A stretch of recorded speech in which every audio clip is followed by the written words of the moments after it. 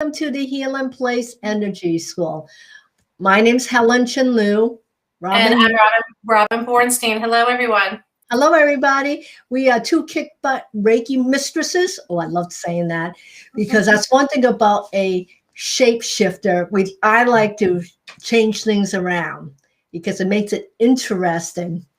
In fact, tonight's talk is about being able to adapt to change and becoming a shapeshifter. I love that word because I was going to say, Robin, can you say that 10 times? Shapeshifter. Oh, I probably start slurring. Shapeshifter, shapeshifter, shapeshifter, shapeshifter. Well, also I will turn the words around, and then the SH word will become something else. And before I know it, I am saying things that I can't quite believe. So let me tell you about a call I got today, Robin, which I found really interesting. In fact, I'm hoping very much this person will work with you because she's looking for remote Reiki healing. Okay. And she was telling me, she's somebody that subscribes to our newsletter. And she was mentioning during this pandemic, she's never been so scared and worried about the heavy duty changes that has happened in the last, let's say, 13 months. And she says she finds herself constantly eating for comfort because the shape shifting is just too quick for her. And she can't keep up because she's used to a certain lifestyle. And now that she's forced to change, it's really pushing her out of her comfort zone. Right. So she's in a thought process of fear and anxiety, which is kicking up her overeating. Yeah. Since you can't stop eating, which is a stress. It's a way that she's been programmed, or not been programmed, but she's. Well, it is. Yeah, it's a comfort thing, eating comfort food. I think a lot of people fell into that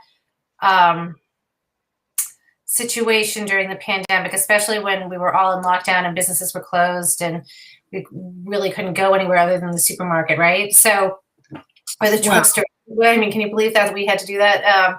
So anyway, I think a lot of people got into that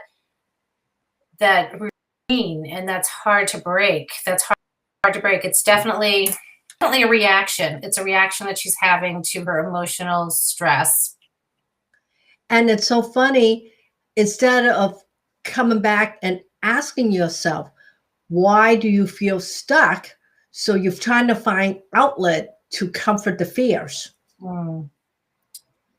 Yes. And eating comfort foods or things that we love makes us feel good because it tastes good. Who doesn't want to eat something yummy, right? So, oh my God. I shoveled a bowl of spaghetti with eggplant just before we came on and before I took the puppies out. And I realized comfort food, spaghetti. Yeah. Anything that's carbohydrate is really wonderful. But one of the things that, as I think about shifting, adapting to change, and besides, and anyone who's with us, feel free to jump on and ask questions, give us a talk. Please share your opinion. If you have your thoughts about shape shifting, oh, I like that word, please let us know, because it's not just a conversation between Robin and me, because we would love to invite you to share your views on your journey. Yeah, ask a question. So Helen, let me ask you a question. So during the past year, with everything that's happened, how have you adjusted to change? How have you taken this time to shapeshift? One of the skills I really practice mindfully to the best of my ability is learning to slow down and make more time for myself. Some days I'm better. Some days I just sucked at it because I guess I could call myself a workaholic because I really enjoy the creating. And patience is something I was forced to learn. And what about you, Robin? Because you were forced into a lot of different situations this year. Yes, I think patience is something that I've been able to master. Not, I mean, not perfectly, but I've been able to be more patient with my family because, I had some, adult kids at home, and my husband was home more. I wasn't used to that. I was used to having more time to do the things that I needed to do or wanted to do. Oh, And wow. so I really had to adjust. And I do have to say, I enjoyed the journey. As difficult as this past year has been, and still, we're still moving through all the changes. I'm embracing the shift and the change. So I'm choosing to not fight it or not go with it because I don't have another choice. It's not a decision I can't stop and dig my heels in and be like, oh, I'm not doing this or I'm not doing that. I'm choosing to go forward in the journey. Every day is different. Every day something new is coming up, which is part of, I like change. I like the process. Do you really? Do you like to be pushed out of your comfort zone? A little bit, I do, but I also, it's also difficult. I'm not going to say it's easy, but sometimes, this change isn't like is this change being forced on everyone? It Yes, is. it is. It's being forced on everyone. So I think it's different when you're in a situation, say you're in a job or a relationship, or, you have a health challenge and all of a sudden things have to change for you and you have to make different decisions. That can be more challenging. And also for myself, although I have to say I had to make some health changes this year for myself, and I was able to do it easily. I was able to, because I knew it was going to make me healthier, I was able to just make that change. I don't know how, because in the past I haven't been able to do that, but this year I was able to do it. And maybe it's because I've watched so many people in the world lose their lives, lose their livelihoods, lose so much, that I feel this is a small thing. I can do this, compared to what other people have been through. So maybe that's why it's been easier for me to shift this year mentally. Yeah. I always am amazed when people say, as tough as this situation is, they always make reference to somebody else has it worse. And I'm thinking to myself, why do people do that? Why do they, own their whatever they're feeling instead of saying, I should not feel like this because someone has it worse? I think you do. I think people that can do that, people who can say, oh, there's so much more suffering, I can get through this, I can do that, is because they are actually able to own, oh yeah, this sucks for me. This really, like, I'm looking at my shit. Ooh, excuse me. Shape-shifting. An SH word. I said we're going to mix up those SH words. Shape-shifting. So when you're faced with things, sometimes it's easier to look out. Like, you're able to know that you've got something deeper, heavy, or challenging to deal with. And you're faced with whatever it is you're faced with, whether it's, life-changing health scare or, whatever it is you're faced with, you face it head on, and then you're able to shift and look and be like, yeah, I've got this, but I know this person has that. And, you're able to maybe be more mindful with what it is that you've got going on when you're reflecting in, and then you are able to look out in the world to see what's going on. So that's Let me ask you this question, Robin. Yeah. Let me ask you this. So if you think somebody has it worse, does that give you more of an incentive to get out of your change or adapt to your change? It does for me personally. I don't think that works for everyone because it's not an easy thing to do. And I can't say that I've been that way my entire life. I think I think this is a place that I've arrived at. And who knows, something could come up next week and I of course. fall apart. So who knows, right?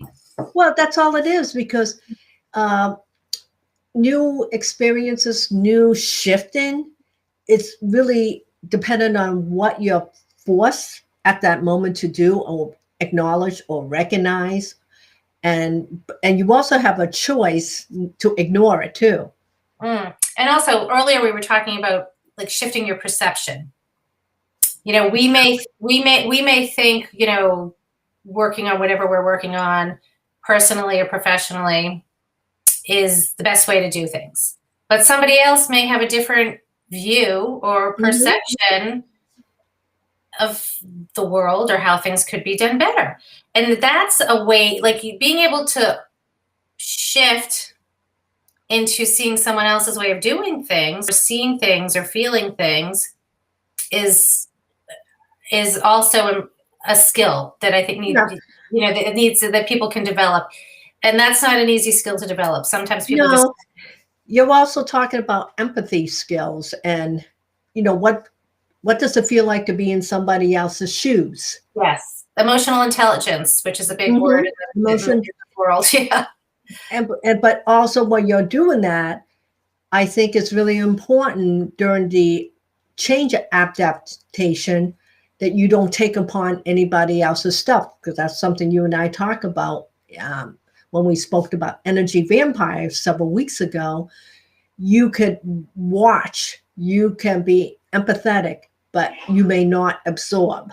Yes. And it's interesting because I was talking to someone today about this energy and this way of shifting your mindset and your perception and working with your solar plexus and how important it is to work with your solar plexus and your energy and being able to perceive things or situations with an open heart, an open mind, and without your ego. Yeah, without your ego. Yeah, and so this woman that I was out on a walk and we ran into this woman and she had such great energy and we started a conversation with her, but I'm going to quote her. She said, "Why are you, like, some people get stuck in that mindset and they get into that, they're not able to shift out of it, and it's that mindset of, you know, you're stuck in this mindset of, why are you doing this to me?" Like if you're in a relationship or you're having a situation and you switch, shape shift to, why am I allowing you to affect me? Exactly. So, and the woman's name, her name is Jackie M. I'm not going to give away her last name, but and so she said that we were having a conversation. I said, "Oh, stop." I had to type it up on my phone. I said, "I have to quote you on this. This is such a great, you know," it was a great conversation that we had, but we were talking about perception and being able to shift to see other people's views. So it's so funny because this is what you wanted to talk about tonight. And that conversation just came up naturally today out on a walk. So it was interesting, but I love, Helen, how do you feel like with your friends, family, clients, colleagues, how are you able to perceive situations and shift to understanding other ways of doing things? I think this is a skill that I've learned since I was in energy medicine school. It's called active listening. Listening without giving an opinion. I think that's really hard to have no attachment to the outcome. In fact, I was talking to it's really hard. I was talking to my sister, and we have another sister that bugs the hell out of us. You know, there's always a member of the family that knows how to push your buttons. Every family has that. Every family has one of those. And she's my sister, who's really quite wise. In fact, she must have been listening to me too much. She says, "Why do you let her bother you so much? She's robbing too much of your space up here." And I knew she was right. Do you know why? Like, it's just like the quote I just from Jackie M. That why are you allowing it to affect you? Well, a lot of that comes from what I call your wounds. as Jerry and I, who's just popped on, we were talking about generational wounds. It's like, why do we feel a certain way about family members? It's not that it's brand new, but we have such a history with individuals that we carry those wounds, those hurts in us, and we could never come out and really express them. Which always like, and you just can't, because it's avoidance to speak, or I know it's going to be a fight. She'll say, you're wrong. So we can't even, what do you call, agree to disagree? We can't even get that far. You know what that means when you both agree to disagree? What does that mean, Robin? It's a fresh word. I can't say it on the air. Anyway, it basically means I can't say it.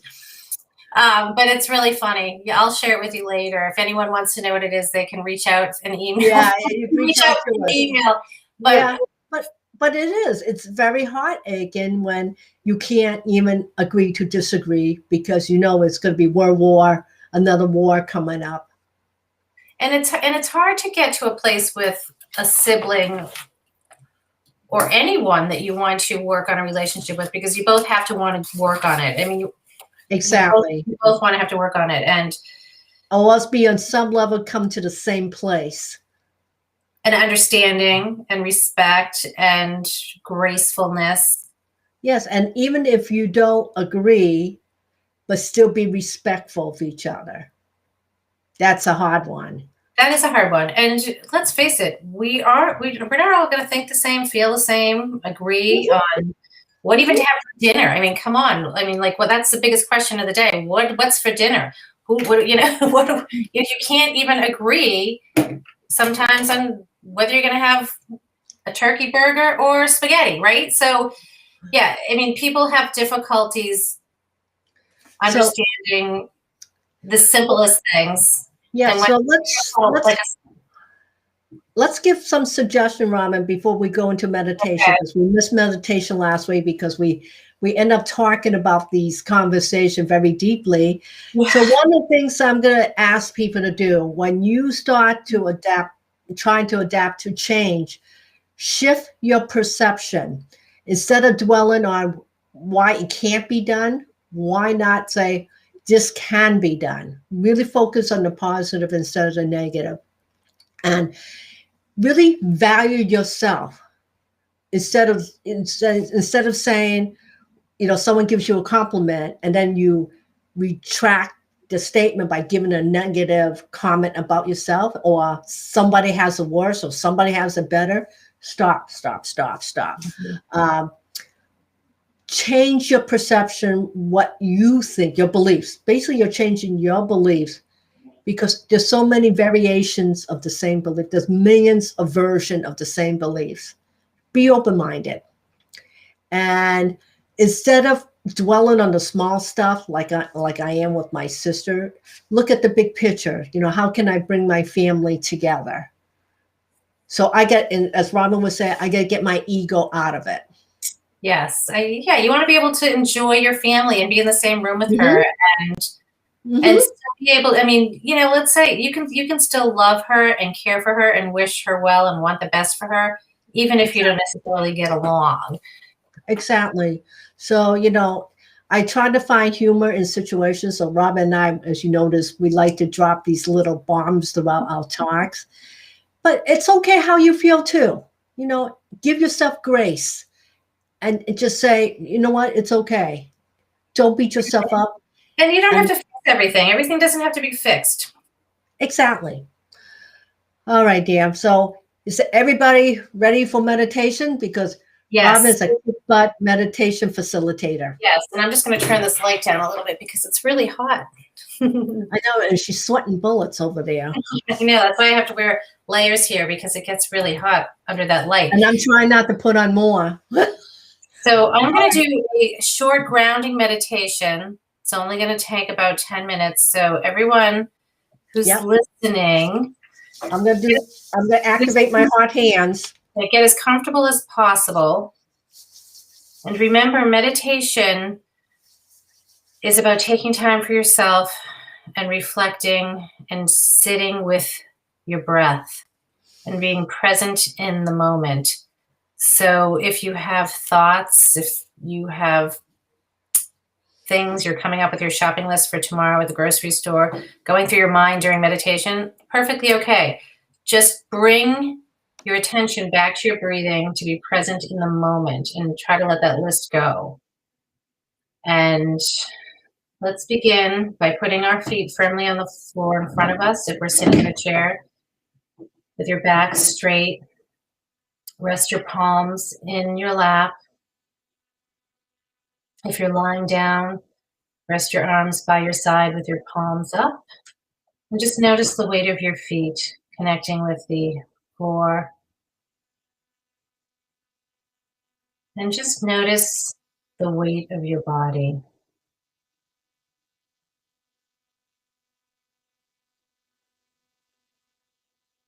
And take a nice deep inhale and exhale. And gently close your eyes.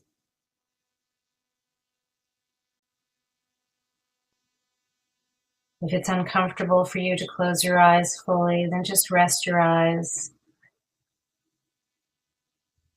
Gaze downward. Relax your eye muscles. Relax your forehead. And again, take another nice deep inhale in and out.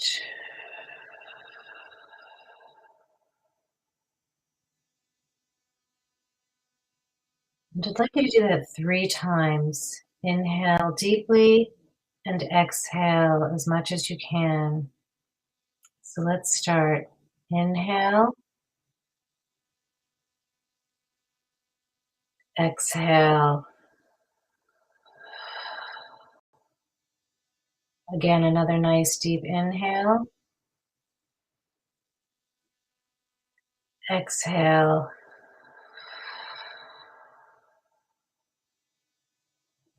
One more time.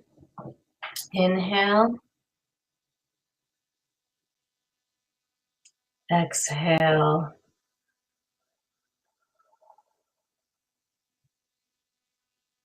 Now begin breathing nice and slowly, nice and normally through your nose. If you need to breathe through your mouth, that's okay. I want you to be comfortable. And also, if at any time during the meditation you need to take a nice deep inhale and exhale, please do so. That's perfectly fine to do during meditation. But let's start breathing nice and slowly, nice and normally through our nose.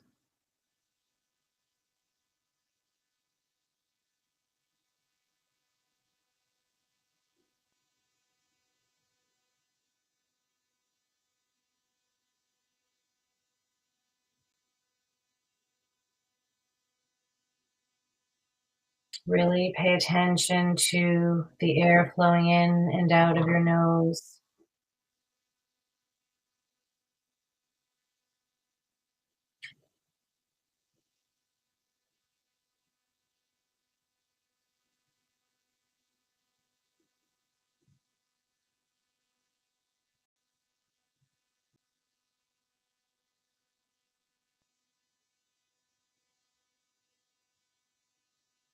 Notice the temperature of the air in the room, on your face, on your hands, and the temperature coming in and out of your nose.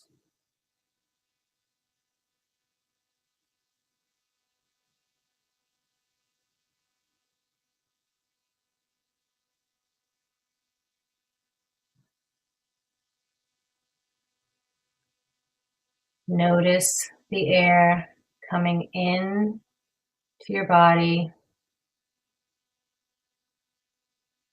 lifting your chest,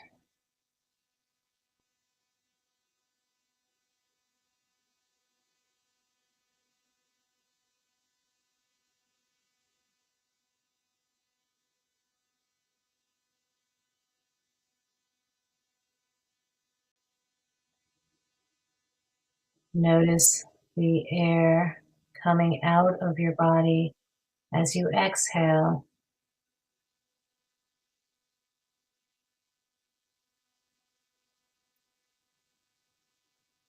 And really pay attention for a few moments of the rhythm of the air coming in to your body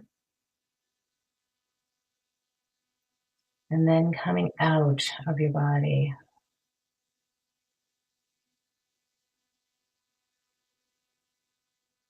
This beautiful air that is supporting your life, that goes in and out. The air is in and around you. Just relax your shoulders.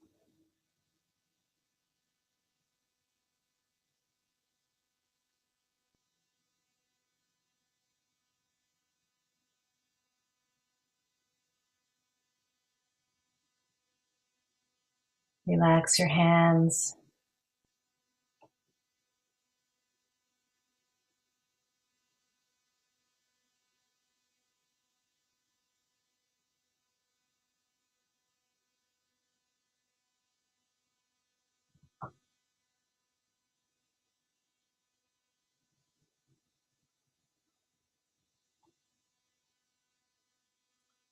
Now take a nice deep inhale in and exhale. On the next deep inhale in, I want you to wiggle your toes. Inhale and exhale. Feel the energy coming into your feet just by wiggling your toes. Notice the arches of your feet. And just roll your ankles a little bit. Move your feet. Maybe tap them on the floor or just move them side to side. Again, notice your inhale and exhale.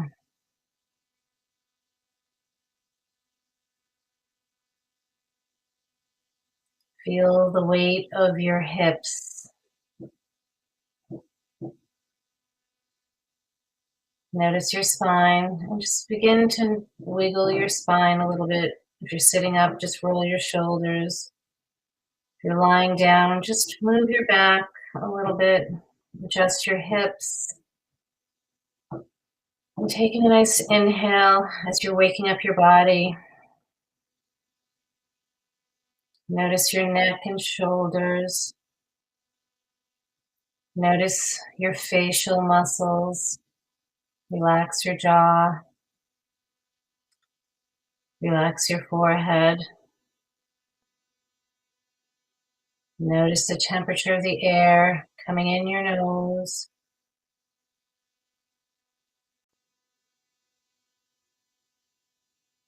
Now slowly open your eyes and come back to the room. Move your fingers and just give yourself a little stretch. And taking another nice deep inhale in and out. And that's all you need to do to check in with your breathing. That was a quick 10-minute meditation. You can listen to that again. Helen will post this up on the YouTube channel. And also on Facebook.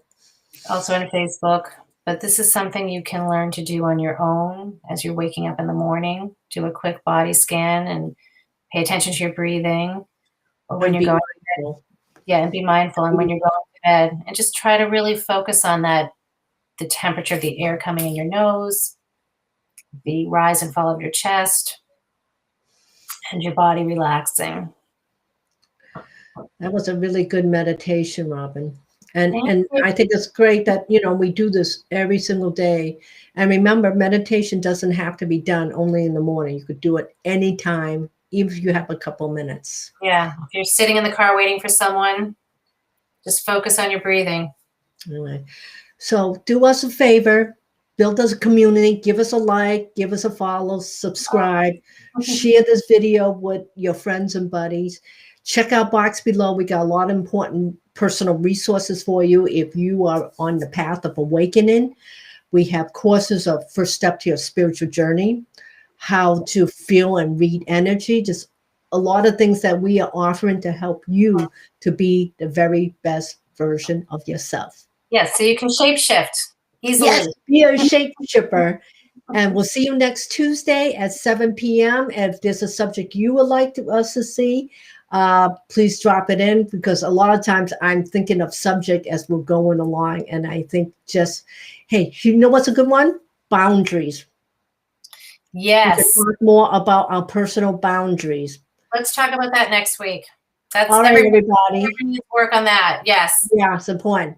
Be well, be healthy, and be safe. Yes. Thank you. Bye. Bye-bye.